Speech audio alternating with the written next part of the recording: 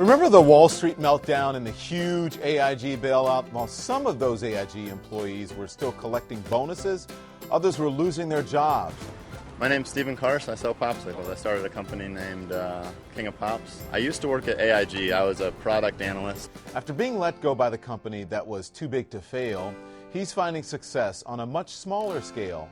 Yeah, our oldest brother is working on his PhD in anthropology at UNC, and he was doing a lot of field work in Latin America, so we would go down to see him a lot. And then one summer we did a trip through Central America, and we would see the paletas and try them. And he kind of kept telling us, like, you should do this. This would be cool. And then for about 2 years after that, we would all talk about it, like, yeah, that'll be cool.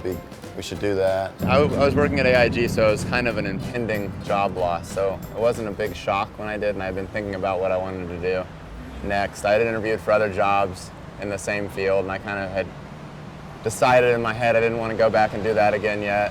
There was a drive for him, I think, to not go back to a normal, like, corporate, sitting in a cubicle kind of job. And, you know, I've always been supportive of, you know, doing your own thing, of course, and just supportive of bros, because you gotta be. It got really serious, I guess, at that point when I lost my job, and I was like, all right, well, now this has to be, like, real instead of just a little daydream to think about while I'm sitting in my cubicle.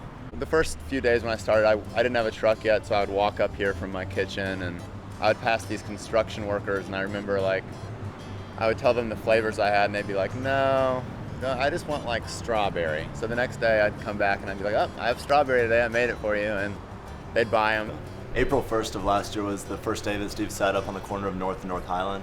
And so I don't know if people thought it was an April Fool's joke at first or something, but our first Yelp review, I remember, it was just like a guy sitting in a chair on the corner selling popsicles with an umbrella. My first umbrella is like this big, and I would sit, there's the gas station sign, and I didn't have an umbrella for myself, so I would sit like whatever the shadow for that was. So I would be like 8 feet away over here, and then there'd be like this cart over here that had like this little tiny umbrella and like this menu that was broken in half. It was just, and the menu board's like this big. It has like 5 flavors. The opening day, I remember there was probably like 40 people there, and I sold like 12 popsicles, but it was all like to my parents. Yeah, I'd say they were skeptical at first as well, especially with me quitting my job, you know. When I told them that, I think they thought I was just joking at first, but I was like, yeah, no, I'm actually gonna do it. The first month, I would say, it was pretty good. By the second month, I just told Nick, I was like, I can't do this by myself. It's kind of a weird question for me to ask him too, because it was like him to leave his career like for this thing that didn't really know if it was gonna work. I guess I was always really proud of the product that we were making, and you know, it was something I've always been interested in, cooking and doing my own thing too. But at the time, you know, I had one of the steady jobs. So for all of last year, we used this for our citrus. Every bar has one. They're just Normal citrus press. Citrus press. Yeah. And then over the winter, we purchased this, the Juice Tree 900. It's pretty cool. So we were in a shared kitchen last year that was probably a fifth of the size of this one, I'd say. The size of this. So we don't necessarily need all of this space, but it makes it a lot easier. Last year we pretty much did it all by ourselves. Our parents helped a few days a week, and some family friends and stuff like that. And this year we actually have one full-time employee. And Neil invented a new flavor. I'd say it's the hit of March with the pear vanilla. And so people have really been wanting it, so we just got to keep making it for them. Yeah. That's his. They can create about 100.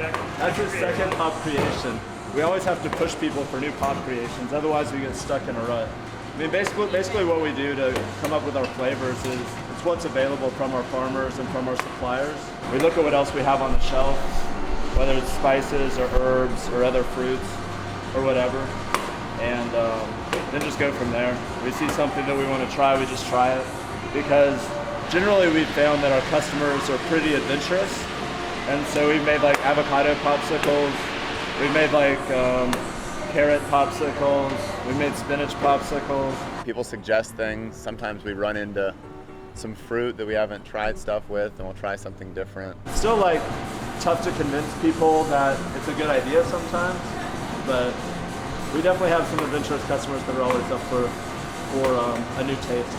The community support's been really nice, and so we've been trying to give back to the community some too. We have a great community for it, and I think that's probably been like one of the driving factors of the success, is just that how much behind us the community is right now.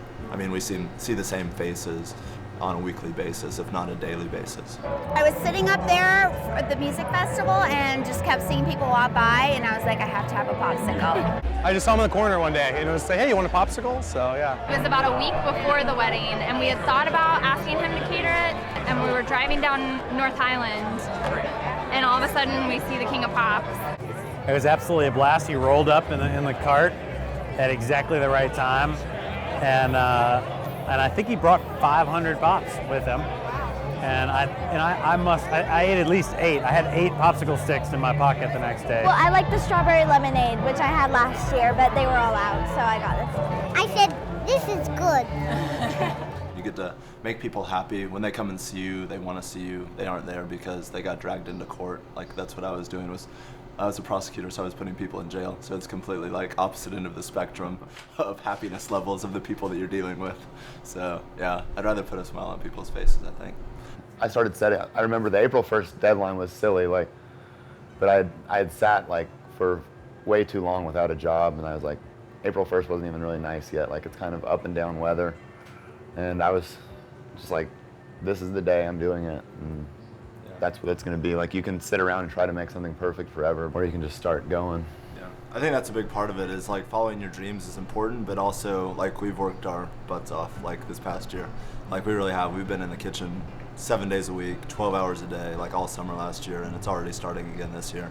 So I think that's a big part of it. You can't just sit back and wait for success to come to you.